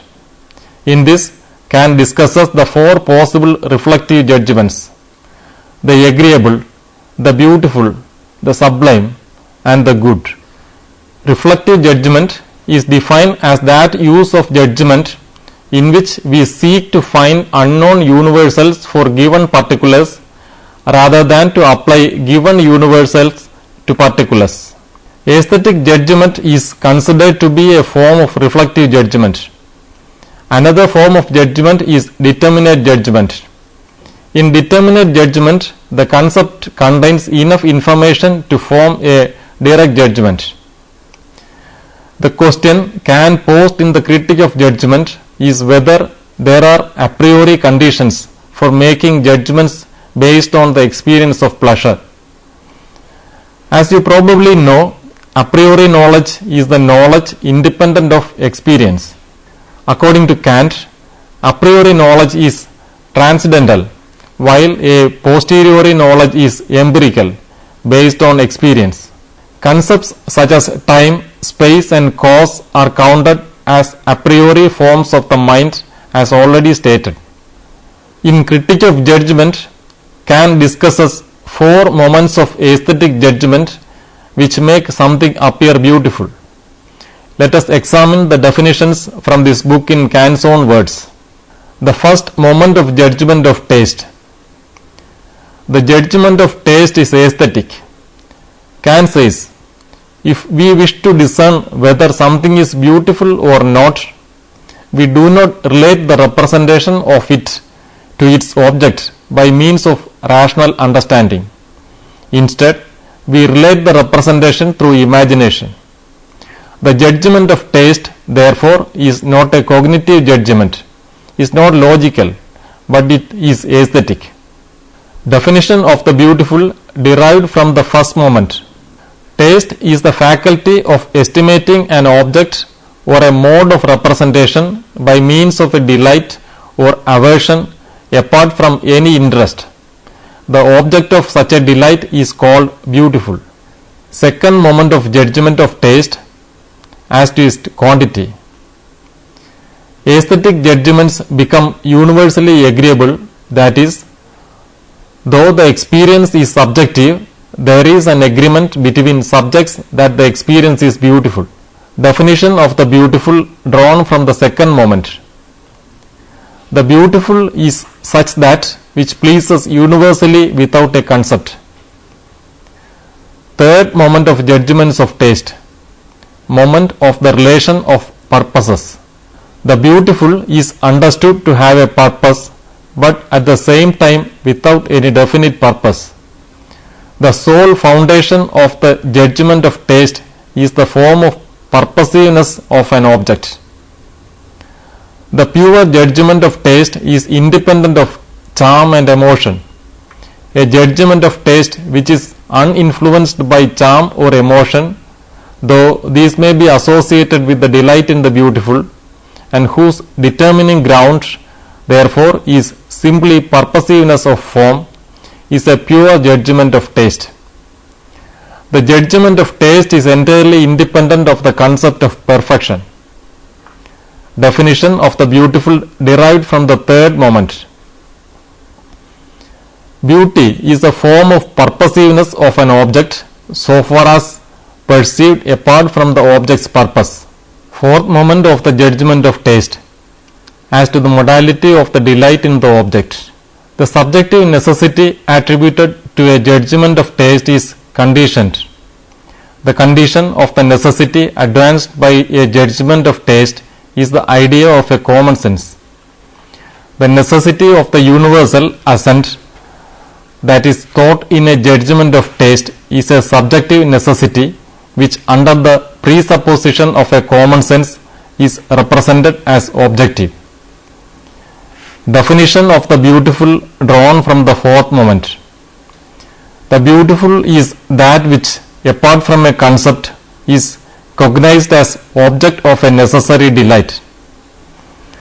The beautiful is what pleases in the mere estimate formed of it, consequently not by intervention of any feeling of sense in accordance with a concept of the understanding. From this it follows at once that it must please apart from all interest. Kant uses the term imagination to define the mental faculty which allows the apprehension of any object. Imagination happens every time sensory stimuli is received. The term understanding is used as the faculty of conceptualization. One uses these faculties to comprehend any object, but when a special type of harmony is created between these two, we experience a pleasurable feeling. The faculties in a free play derive harmony. Then we judge the object to be beautiful. From the critic of judgment, two concepts stand apart as most significant. A beautiful object has purposiveness without a purpose, and what the viewer derives from the beautiful is disinterested satisfaction. Kant is of opinion that the pleasure one derives from an agreeable object is not disinterested. The pleasure in the good is also not disinterested. Only the pleasure from the beautiful is disinterested. The experience of the beautiful represents a pleasure in order, harmony, delicacy and the like. A purpose comes about when a concept, that is essence, the product of reason, precedes an object or event of existence and brings the event or object into existence to satisfy one's desire or interest. Kant has defined another experience, the sublime, as distinctive from the experience of the beautiful. The sublime is what pleases immediately by reason of its opposition to the interest of sense. It is an aesthetic response of awe before the infinite or the overwhelming. I will explain this concept a bit further. Let us start by looking at what Kant described as a schemata. A schemata of an object or phenomenon is the ontological knowledge of its form. For everything in nature, we hold a corresponding schema inside us. We classify things according to this schema. What will happen if an object or phenomenon has become so huge in magnitude or force? It goes beyond our capacity for comprehension. Our sensory faculty is overwhelmed with awe by its presence. Then we derive a response in its presence. If we are disinterested, this becomes an aesthetic response and is experienced as sublime. For example, imagine that we are standing in front of a mighty waterfall, contemplating it. The magnitude and force of the waterfall is such that it overwhelms us, and the contemplative quality of the mind generates the feeling of sublime. What if we are in a boat which is uncontrollably drifting towards the waterfall? Even then, we become overwhelmed by the presence of the waterfall. But because we are participants in the phenomenon and not mere spectators, our awe and fear become real. We are overwhelmed by emotion and purposefulness. Because we lose our disinterestedness, the aesthetic response as sublime won't arise in this situation. Kant has defined two kinds of sublime, the mathematical sublime and the dynamic sublime. Mathematical sublime is simple to understand if we think of the experience we derive from looking at the countless stars in a clear sky. Mathematical sublime leads us to the concept of infinity, towards the edge of reason. Reason cannot comprehend the concept of infinity in its totality. It is only aware of the possibility of infinity by reasoning. So, at the edge of understanding, imagination is created and a harmony is derived. Thus, the possibility for a pleasurable experience presents itself. But because of the magnitude, a feeling of awe is also generated along with an aesthetic response. Thus, mathematical sublime is aroused. Dynamic sublime, on the other hand, is related to force. We have already described the situation where the onlooker is in the presence of a mighty force, citing the example of the waterfall. So I will now continue to another topic. Now let us proceed to apply Kantian aesthetic to the analysis of some artworks. Observe this painting by Vincent van Gogh. Kant states, nature lends us material via law of association of empirical imagination. Genius can process this material into what surpasses nature. This is the creation of a second nature by productive imagination, which follows analogical rules and principles of reason. The Starry Night can also be taken as a representative example of dynamic sublime. Of course, Kant had applied the concept of sublime only to crude nature and not to works of art. But he has used the term crude nature to denote mountains, landforms, etc. So it is deducible that crude landscape elements represented in a work of art is also capable of evoking the feeling of sublime. Kant's concept of the genius also becomes relevant in our present context. In Critique of Judgment, Kant has put forward the idea of the genius. A genius is not an imitator. He holds originality and is capable of creating aesthetic ideas. Aesthetic idea lies beyond the realm of pure reason. Of course, creation of art needs practical skill, but an aesthetic idea is not reducible to determinate concepts. So, art cannot be fully taught while science can. Creation of art thus has to rely upon native talent. So, according to Kant, there cannot be a scientific genius. He can only be a genius up to the level of imagination. When he enters the empirical area of practical reason, he ceases to be a genius. This idea of genius was upheld by Romanticism, and 19th century saw the emergence of Bohemian artists. They upheld the Kantian concept of freedom at the presence of might. They tried to live close to nature as a romantic noble beast. As fine art can have no definite rule on how to produce or judge a work of art, it is genius who creates a rule applied to only one instance of artwork. Van Gogh, in his Starry Night, has devised a rule of representing the dynamic force of vast magnitude. Kant has also categorized arts into mechanical and aesthetic. By mechanical arts, he did not intend handicrafts. Mechanical arts hold definite concept of a purpose which is to be produced. The intention of fine arts is pleasure alone. Kant also differentiates between agreeable and fine art. The agreeable creates pleasure only through sensation, whereas fine art is capable of creating pleasure through sensation and cognition. That is why a creatively original artwork like the Starry Night offers the possibility to be read in many ways. It ceases to be an object of pure sensation or reason. It is capable of producing a harmony between the faculty of imagination and understanding. Let us examine another painting by Caspar David Friedrich, a German romantic painter who was contemporary to Kant.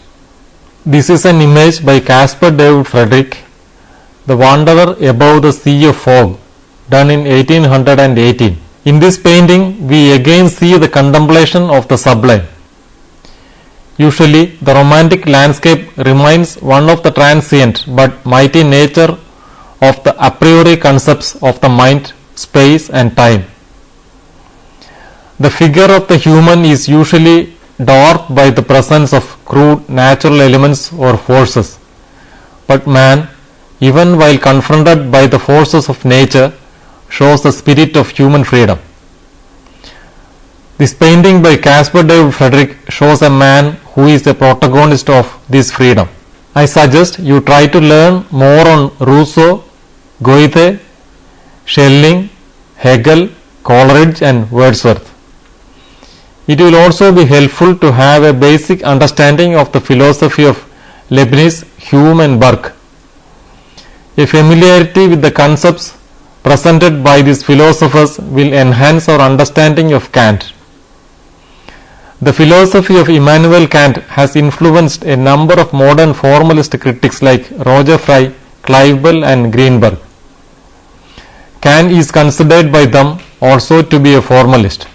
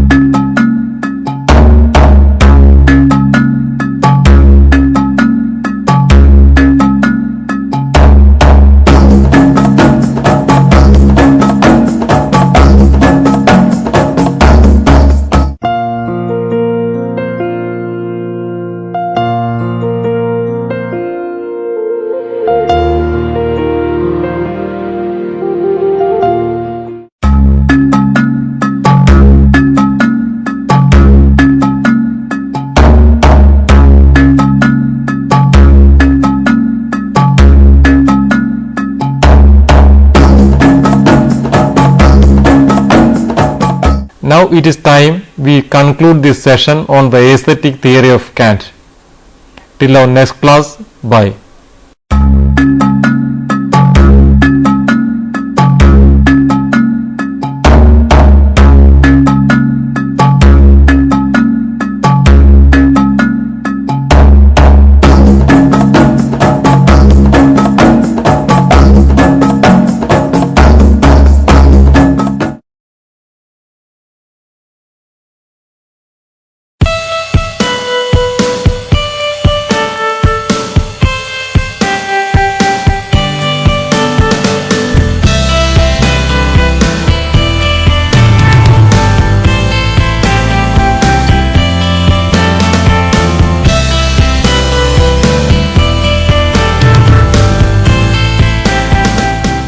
Hello and welcome to the topic Introducing Psychology.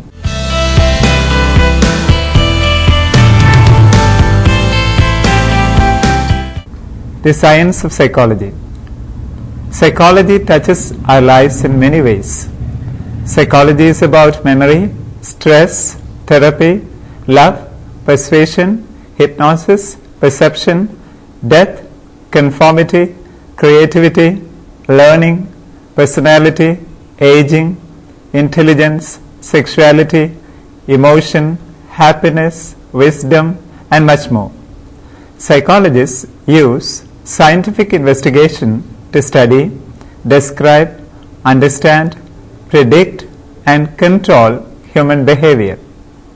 What is psychology?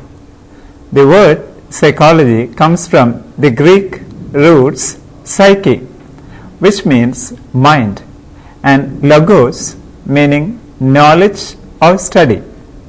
Psychology is now defined as a scientific study of behavior and mental processes. However, the definition of psychology has evolved over time. Meaning of psychology. Curiosity in man has led to know his surroundings, which mainly conclude nature and other fellow men. There is always a desire to know what one is, what is his background, what is it made of, what are the associated factors, and in what way can it be useful to oneself. Each question will lead to more questions. Psychology forces to answer many of the questions we have about ourselves, other people, and the nature of human life. Why do we feel lonely? Why do we forget? How people learn? What makes someone creative? Why do we take drugs? What makes someone help others? And so on.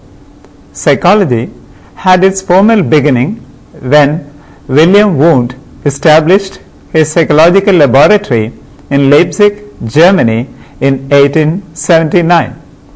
But in real sense, interest in psychology as a discipline dates back to the work of Plato Aristotle and other philosophers. Psychology, the science of soul. The Greek philosophers conceived psychology as a science of soul as early as 400 BC. In fact, the term psychology literally means the science of soul. Etymologically, it is composed of two Greek words, psyche and logos, means soul and science respectively. Rudolf Geckel named it as psychologia. Soul is a being which dwells on the body, and with the end of life it leaves the body. Soul is a metaphysical idea. It can neither be perceived or imagined, nor its nature and function can be studied by scientific methods of observation, experiment, etc. Therefore, definition of psychology as a science of soul has been discarded by the modern psychologists. Psychology, the science of mind. Some regard psychology as a science of mind. Historically, the French philosophers like Descartes, 1596 to 1650, and the British philosophers like John Locke considered psychology as a science of mind. Descartes tried to understand body-mind relationship in terms of their interaction, the study of nervous system, and interest of references as innate actions, etc. The definition of psychology as a science of mind is not acceptable at present. Mind is an ambiguous concept as the soul. It's not all possible to carry on scientific observation and experimentation on mind. This definition also does not include the overt behavior of man and animal, which are also important subject matter of psychology. Therefore, the definition of psychology as a science of mind has been discarded. Psychology, the science of consciousness. Psychology has also been defined as the science of consciousness. Historically, such a definition has been propounded by the Leipzig School of Psychologists, led by William Wundt, 1832-1920. Wundt defined psychology as a science of immediate experience with consciousness being the main subject matter. He postulated that conscious experience can be reduced into elements, and the primary aim psychology is the analysis of conscious experience into its elements. But the definition of psychology as a science of consciousness is not acceptable. That's because mental life does not consist only of consciousness.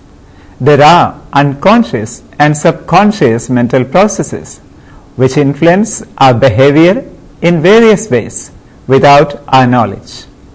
Psychology, the science of experience. Titchener, 1867-1927, the leader of the structuralists, defines psychology as a science of conscious experience, which is dependent upon the experiencing person. To give an example, the physicist and the psychologist may be investigating about sound, but the former investigates the phenomena as such. The latter is interested as to how it is perceived by the observer. The mind is nothing but the sum total of the conscious experiences as perceived by a person. The subject matter of psychology is the study of such conscious experience which constitutes mind. The method of study of conscious experience is through the introspection of a trained observer. Psychology, study of behavior. Watson, 1878-1958, an American, brought about a revolution in psychology called behaviorism. He argued that psychology is to be regarded as a science, and as a science it is to limit itself to the study and analysis of publicly observable events such as the behavior of the subject rather than subjective matters like his private mental states. He defined psychology as a science of behavior. Meaning of science and behavior. Science has been defined as systematic study of knowledge concerning the relationship between the cause and effect of a particular phenomenon. In order to recollect the scientific data and systematized material, science employs various kinds of methods of inquiry such as observation, classification, formulation of hypothesis, analysis of evidence, etc. It also organizes and develops our knowledge of the world we live on, and psychology too aims at same thing. It uses scientific methods to study human behavior. It also helps us to understand, control and predict human behavior. What is behavior? Behavior is classified into three categories according to its content. Cognitive behavior, where it is dominantly knowing or thinking, example, solving questions. Affective behavior, where the dominance is of feeling, example, the emotional experience of anger, fear, jealousy, etc. Cognitive behavior, where the dominance is of motor activity, example, cycling, playing hockey, etc. Definition of psychology. Some of the well-known definitions of psychology are as under. Definition by Woodworth. Psychology deals with the activities of the individual in relation to his environment. Skinner's definition. Psychology is the science of behavior and experience. Munn's definition. Psychology today concerns itself with the scientific investigation of behavior. Definition by Garrison and others. Psychology is concerned with observable human behavior. Analysis of various definitions. If we analyze the definitions of psychology given above, we shall come to the following conclusions. 1. Psychology is regarded as a science. 2. It's a positive science. 3. It's a branch of natural science. It is a science of behavior and not of matter. It cannot be a pure science like mathematics and chemistry. 4. It studies memory, imagination, thinking, learning, intelligence and other sensory experiences. Psychology's goals. As a science, psychology's goals are to describe, understand, predict and control behavior. Description. Answering psychological questions requires a careful description of behavior. Description or naming and classifying is typically based on making a detailed record of behavioral observations, but descriptions fail to answer the important why questions. Understanding. We have met psychology's second goal, then we can explain an event. That is, understanding usually means we can state the causes of a behavior. Prediction. Psychology's third goal, prediction, is the ability to forecast behavior accurately. Some psychologists specialize in administering, scoring and interpreting psychological tests such as tests of intelligence, creativity, personality or aptitude. This specialty, which is called psychometrics, is an example of using psychology to predict future behavior. Control. Control may seem like a threat to personal freedom. However, to a psychologist, control simply refers to altering conditions that affect behavior. In summary, psychology's goals are natural outgrowth of our desire to understand behavior. Module 2, Evolution of Psychology. Starting with philosophy and continuing through psychology's history, various viewpoints have helped us to understand and interpret human behavior. Today, 5 major perspectives guide research and theorizing in psychology. These are psychodynamic, behavioristic, humanistic, biopsychological and cognitive views. Brief history. Psychology began long ago as a part of philosophy. the study of knowledge, reality, and human nature. In contrast, psychology's brief history dates back only about 120 years. The science of psychology began in 1879 at Leipzig, Germany. There, the father of psychology, William Wundt, set up a laboratory to study conscious experience. Wundt is credited with making psychology an independent science, separate from philosophy. In his laboratory, Wundt investigated how sensations, images, and feelings combine to make a personal experience. Structuralism. Wundt's ideas were carried to the United States by a man named Edward B. Titchener. He called Wundt's ideas structuralism because they dealt with the structure of mental life. Essentially, the structuralists hoped to analyze their private experiences into basic elements or building blocks. The structuralists used the method of introspection or looking inward to probe one's reactions to various stimuli. Functionalism. William James, an American scholar, broadened psychology to include animal behavior, religion, abnormal behavior, and other interesting topics. James's brilliant first book, Principles of Psychology, 1890, helped establish the field as a serious discipline. The term functionalism comes from an interest in how the mind functions to adapt to our environment.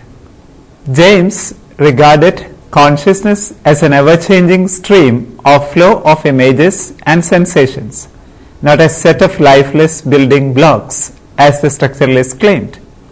Functionalism brought the study of animals into psychology. It also promoted educational psychology, the study of learning, teaching, classroom dynamics, and related topics.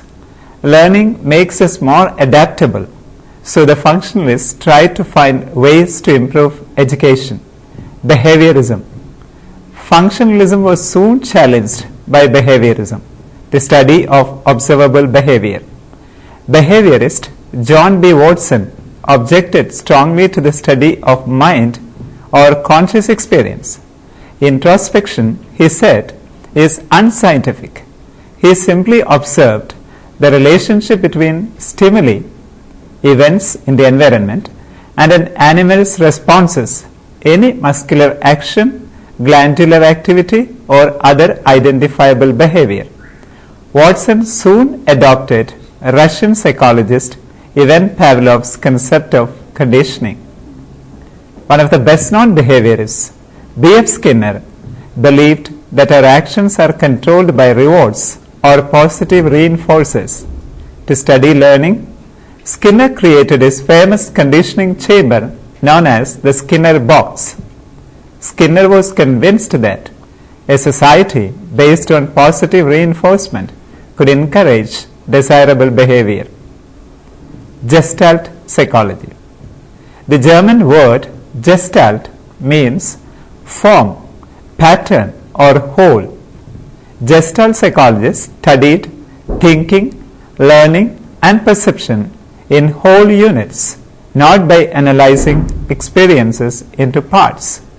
Their slogan was, "The whole is greater than the sum of its parts." In Germany, Max Wertheimer was the first psychologist to advance the Gestalt viewpoint. Psychoanalytic psychology. As American psychology grew more scientific, an Austrian doctor named Sigmund Freud was developing his own theories. Freud believed that mental life is like an iceberg. Only a small part is exposed to view. He called the area of the mind that lies outside of personal awareness the unconscious. According to Freud, our behavior is deeply influenced by unconscious thoughts, impulses, and desires, especially those concerning sex and aggression. Freud theorized that many unconscious thoughts are threatening, hence they are repressed, held out of awareness. But sometimes, he said, they are revealed by dreams, emotions, or slips of the tongue. Freud was also among the first to appreciate that childhood affects adult personality. It wasn't very long before some of Freud's students began to promote their own theories. They are known as Neo-Freudians. Some well-known Neo-Freudians are Alfred Adler, Anna Freud, Karen Horney, Carl Jung, Otto Rank, and Erikson. Today, Freud's legacy is evident in various psychodynamic theories, which emphasize internal motives, conflicts, and unconscious forces. Humanistic psychology. Humanism is a view that focuses on subjective human experience. Humanistic psychologists are interested in human problems, potentials, and ideals. Carl Rogers, Abraham Maslow, and other humanists rejected the Freudian ideas that were ruled by unconscious forces. They were also uncomfortable with the behaviorist emphasis on conditioning. Humanists believe that people can freely choose to live more creative, meaningful, and satisfying lives. Humanists helped stimulate interest in psychological needs for love, self-esteem, belonging, self-expression, creativity, and spirituality. Such needs, they believe, are as important as our biological urges for food and water. Maslow was especially interested in self-actualization, the process of developing one's potential and becoming the person possible. According to humanists, everyone has this capacity. Humanists seek ways to help it emerge. Psychology today. At one time, loyalty to each school of thought was fierce and clashes were common. Today, viewpoints such as functionalism and gestalt psychology have blended into newer, broader perspectives. Also, some early systems such as structuralism have disappeared entirely. Certainly, specialities still exist. But today, many psychologists are eclectic. They draw from a variety of perspectives. Even so, 5 major views shape modern psychology. These are the psychodynamic, behavioristic, and humanistic views, plus modern cognitive and biopsychological perspectives. Biopsychology is an especially fast-growing area. Eventually, biopsychologists expect to explain all behavior in terms of physical mechanisms such as brain activity and genetics. Cognitive science is another rapidly expanding area. It studies thoughts, expectations, memory, language, perception, problem solving, consciousness, creativity, and other mental processes. Recently, these two topics have been joined.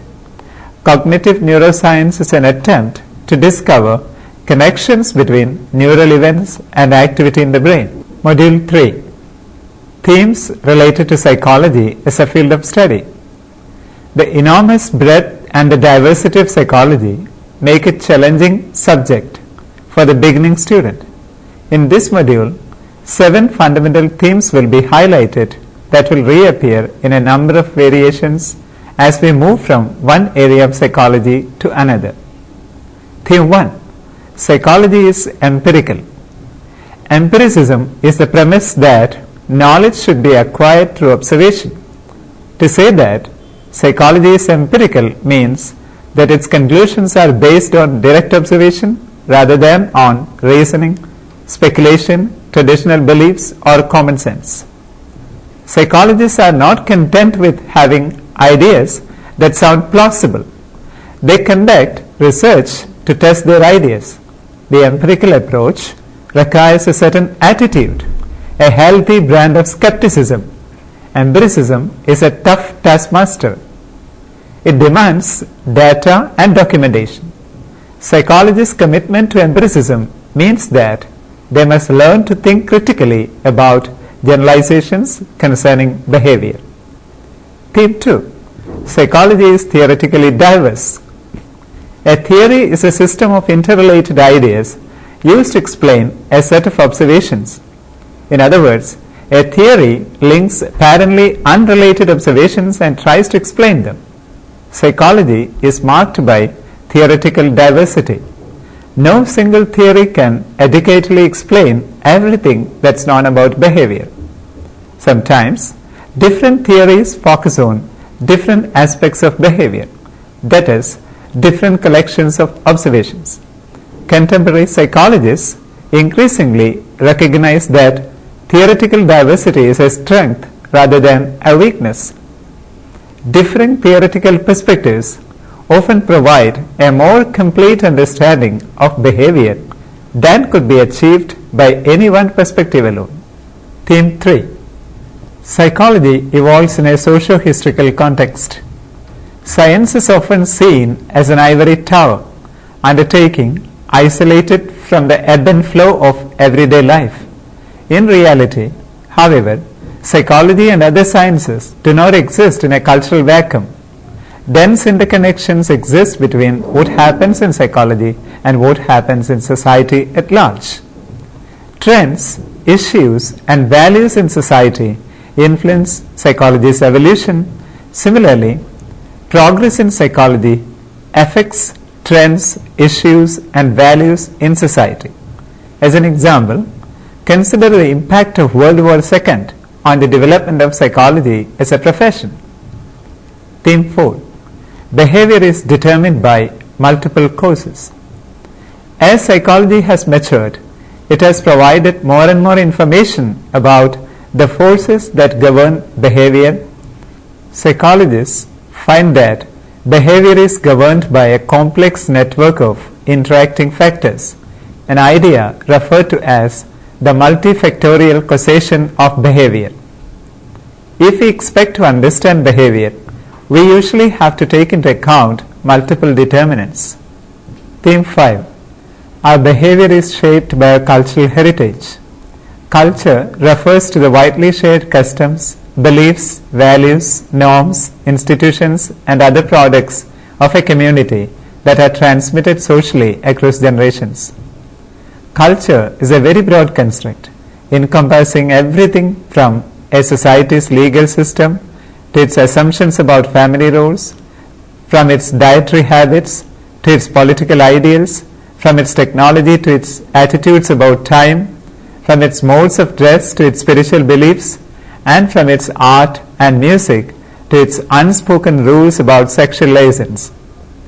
Culture can also influence crucial matters such as educational success, mental health, and vulnerability to physical illnesses. It is also important to realize that there are both differences and similarities across cultures and behavior. Theme 6. Heredity and environment jointly influence behavior. The question about the importance of nature versus nurture has been asked in one form or another since ancient times. Theorists argued that personal traits and abilities are governed entirely by heredity or entirely by environment. A century of research has shown that genetics and experience jointly influence an individual's intelligence, temperament, personality, and susceptibility to many psychological disorders. Furthermore, psychologists are actively seeking to understand the complex ways in which genetic inheritance and experience interact to mold behavior. Theme 7. Our experience of the world is highly subjective. People's experience of the world is highly subjective. Even elementary perception is not a passive process. We actively process incoming stimulation while ignoring others. Sometimes, people's perceptions are swayed by their motives. That is, people sometimes see what they want to see. People also tend to see what they expect to see. Thus, it's clear that motives and expectations color our experiences. Human subjectivity is precisely what the scientific method is designed to counteract. In using the scientific approach, psychologists try to make their observations as objective as possible. In some respects, overcoming subjectivity is what science is all about. Now you can try to answer these questions. What is behavior? Define psychology and write a brief note on the goals of psychology. Compare and differentiate the various theoretical perspectives of psychology. Now you can go through these books for reference. Understanding Psychology by Feldman R.S. 2004, published by Tata, McGraw-Hill, New Delhi, India. Psychology, the Science of Mind and Behavior, 4th edition, by Gross Richard, 2005, published by Greengate Publishing Services, Kent. Discovering Psychology by Hackenberry D.H. and Hackenberry S.E., 1998, published by Word Publishers, Inc., USA. Introduction to Psychology by Morgan, C.T. King, R.A. Weiss, J.R. and Schokler, J., 7th edition, published by McGraw-Hill, Singapore. Thank you for watching this program. We'll meet again with another topic. Till then, take care.